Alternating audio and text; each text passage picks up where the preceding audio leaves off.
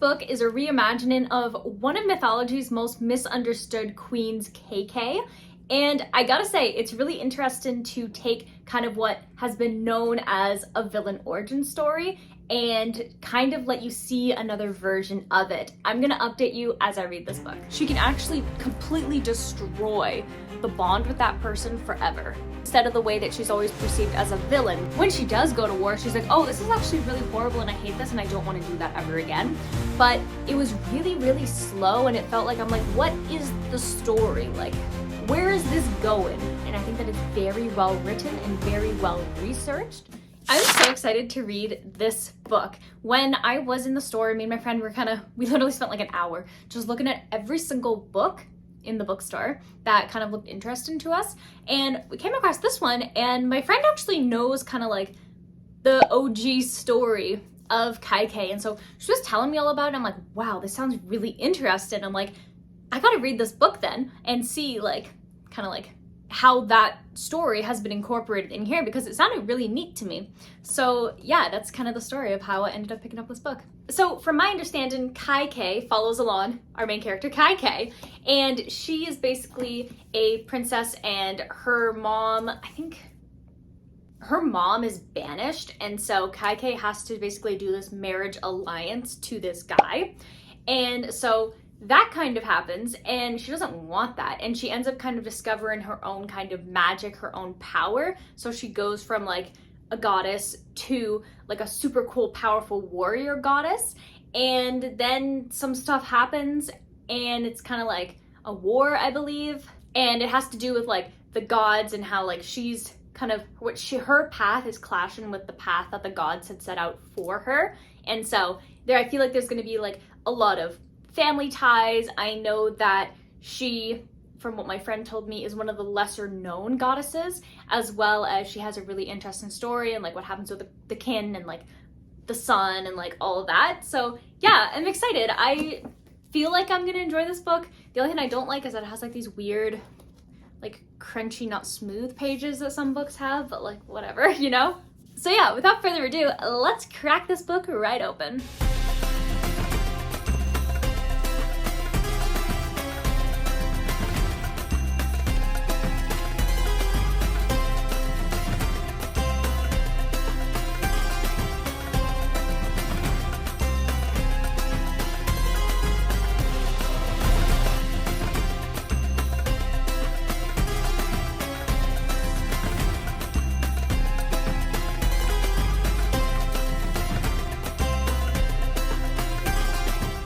So I'm a little bit more than 100 pages into Kaikeyi, and here are my thoughts so far.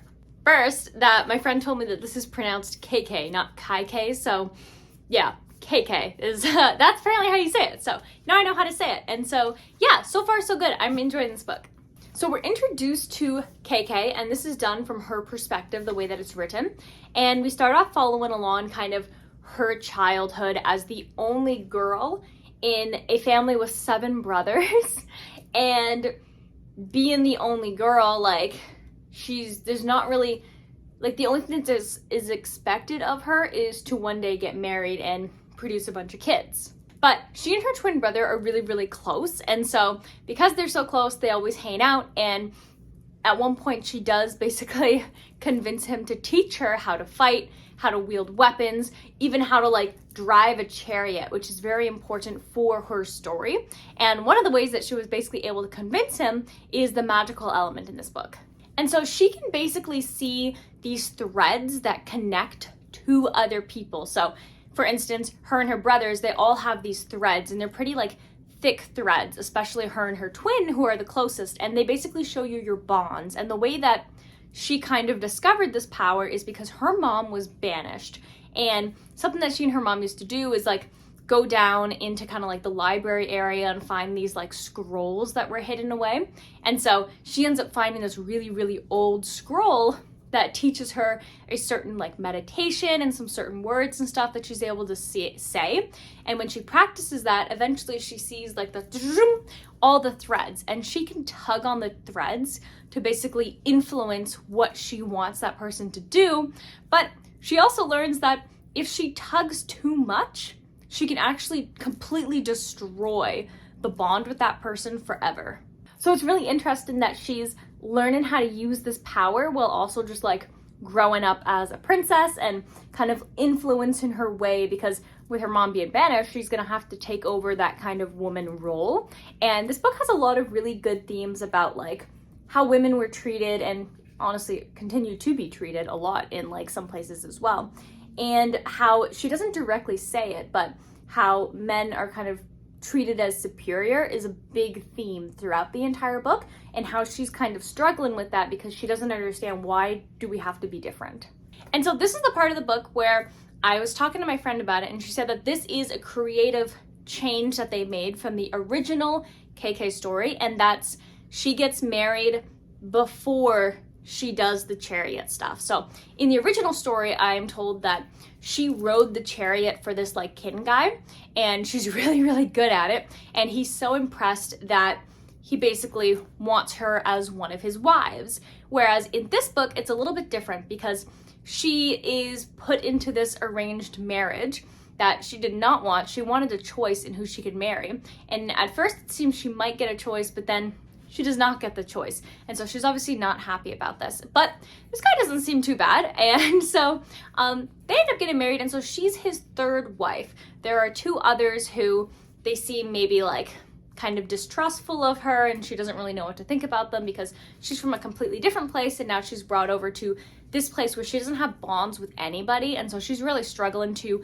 adjust to the new culture, the new, even like the outfits she was talking about are different. Like she has a sari that she really, really likes, but it's not like the right type of sari for this area. And I don't really understand like what that means, but I thought that was interesting that there's like even just like things like that she's trying to understand, and nobody's there to help her really. And the only character that she basically can confide to is kind of like one of her servant advisor ladies, Manthera.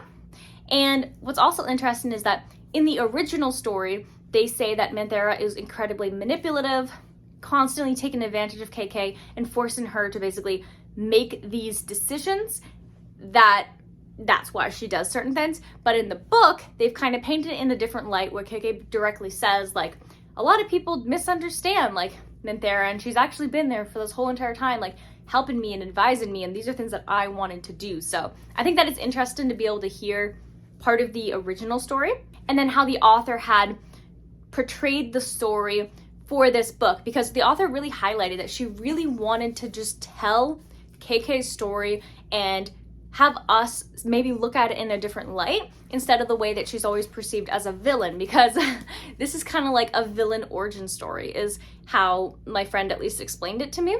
And so other people see it the other way. So I'm excited to see like where the rest of this book is going to go. I'm having a really good time. It's so interesting to me, and it's really fun to follow her along with the magic.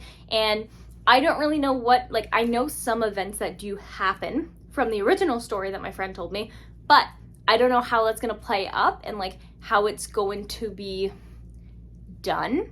And I'm excited because I don't know, and I like that. So yeah, I'm gonna continue to read this book, and I will let you know when I'm around the halfway point. So I will see you then.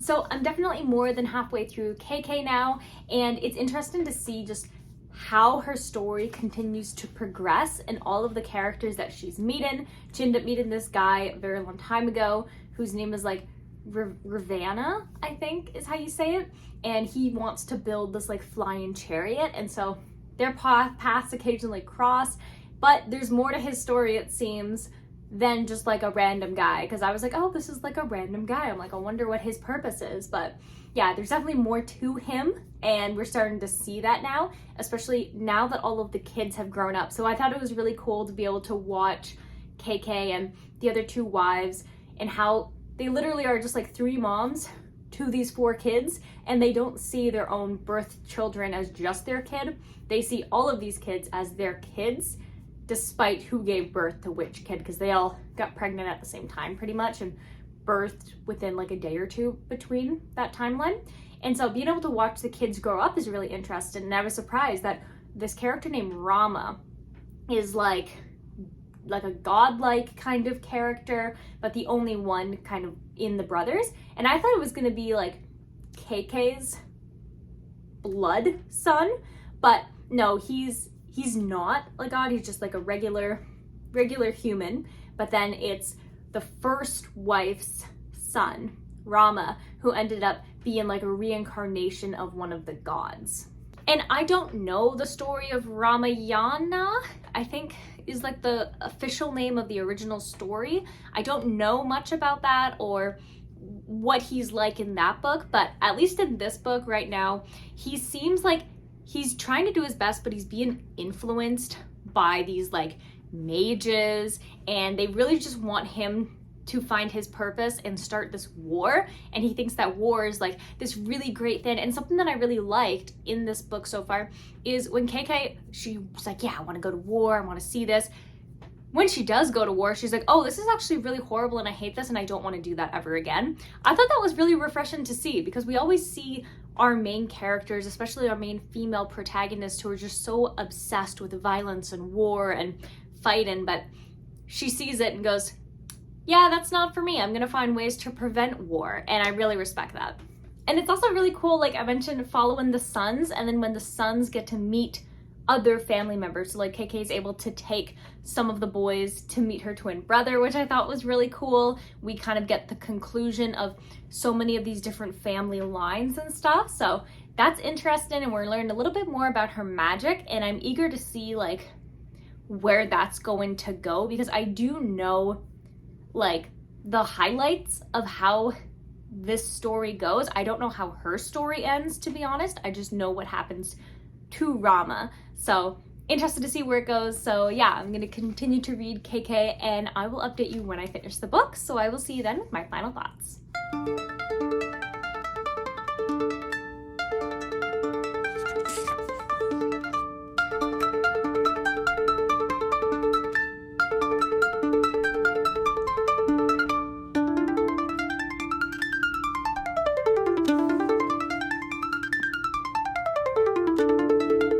So I just finished Kaikeyi, and it's one of those stories that it's like, I think the more I think about it, the more I might enjoy it. But for me, this book really started to drag, and there didn't seem to be that many like stakes for her character. I think that I was really hoping for a bit more than what we did end up getting. Don't get me wrong, I really loved especially that ending part where everything was kind of happening, but I think that the middle part needed to be a little bit more exciting, because the beginning part of this book, really well done.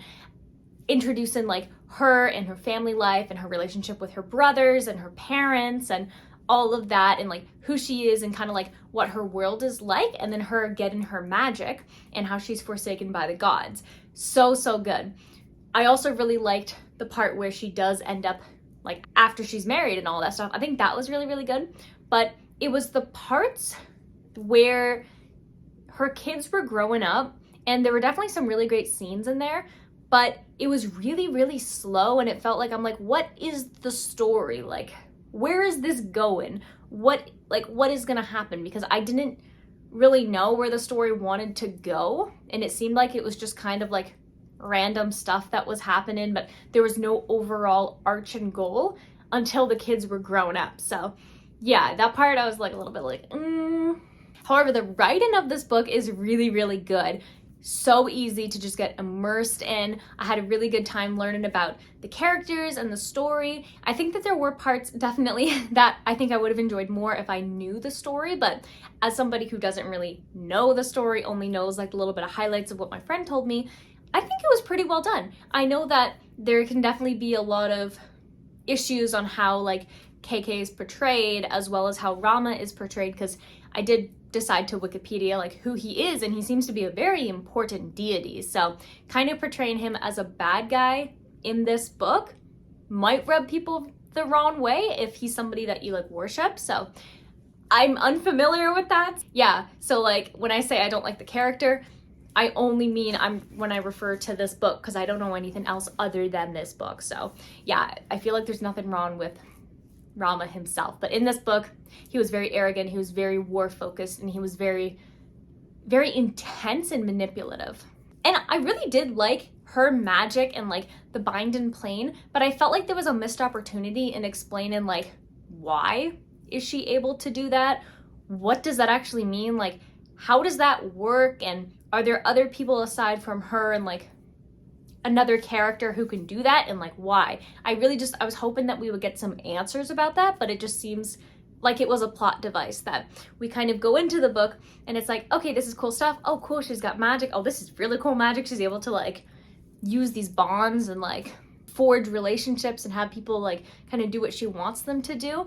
How is that going to look in the book? And I do like how it kind of came and like bit her in the behind when she didn't use it on certain characters. I thought that was good, but I just wanted to know more about it. Like, why did she get it? Like, I want to know. Maybe I missed that, but I thought that was a missed opportunity that I would love to learn more about. I really liked her husband though. He was such a great character, and I love the way that he just was. Like, he loved all three of his wives. That wasn't an issue at all. He loved his kids. Like, he actually cared a lot about his kingdom and like the citizens, and he was so open-minded to Kaikeyi's suggestions, especially as it comes to like giving women more independence and more power and like all of this. So I thought that was a really good message to have throughout the books, and you see how different characters react to that and how there can be times where it's like really hard, but then she does see the slow progress of everything that she's done from the beginning to the end. And I also liked her ending. I think that the ending was very satisfying for her as a character, and I am curious if the author is going to do like their own version of like Rama's story with the characters that we know and kind of learned about in the story, just as the story progresses, because I would love to know. I definitely am interested in reading like the actual original story at some point as well, just to kind of like learn more about it. I think it's really important to know about other cultures and religions, and I feel like that's an area that I'm just not very well versed in, and something that I do want to be well versed in. So you may have noticed the selection of books so far this month, like very, very culture driven, because I want to read more like that. So today we are going to be awarding Kaikeyi a total of 3 stars. I think it was a good book.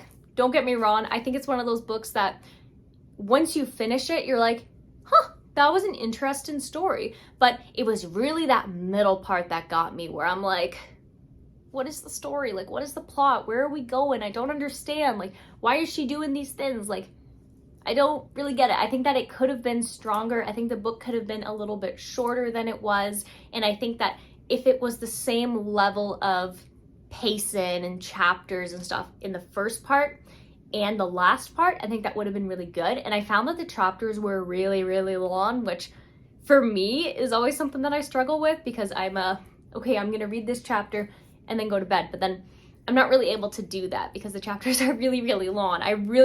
This is just a personal thing for me, but long chapters to me make it feel like the book is very drawn out, whereas more structured chapters, because the chapters felt like they were all over the place. Some of them were short, some of them were long, but I like when it's very like concise. It's like, okay, on average, your chapter is going to be like this many pages. And I love that. It's just like predictable and it just feels good in my insides, you know? But yeah, that was just like kind of what I thought. But I think the story itself is good, and I think that it's very well written and very well researched. And I'm definitely excited to see what else this author is going to create and write. This is her debut, so that is very exciting as well. And I definitely am going to follow her and read more of her books, because I do think that she's a good writer, tells really interesting stories that, I mean, I had no idea about and I want to learn about more, in like a very fictional kind of fun way to learn about stories. So yeah, although it wasn't my favorite book of all time, it was still good, and consider giving it a read. So the next book that I'm going to read is Onyx Storm by Rebecca Yarros. I'm so excited. I went to the midnight launch party to get this book, so I got it exactly at midnight. I stayed up late for it. I'm really excited to get back into the world with the dragons and the politics and the magic, and it's going to be so much fun. So yeah, that's the book that I'm going to be reading next. So if you're interested in watching me read Onyx Storm or any other book that happens to be on my never-ending TBR, hit the subscribe button if you haven't already and turn on the bell notification. That way you get notified anytime a new video comes out.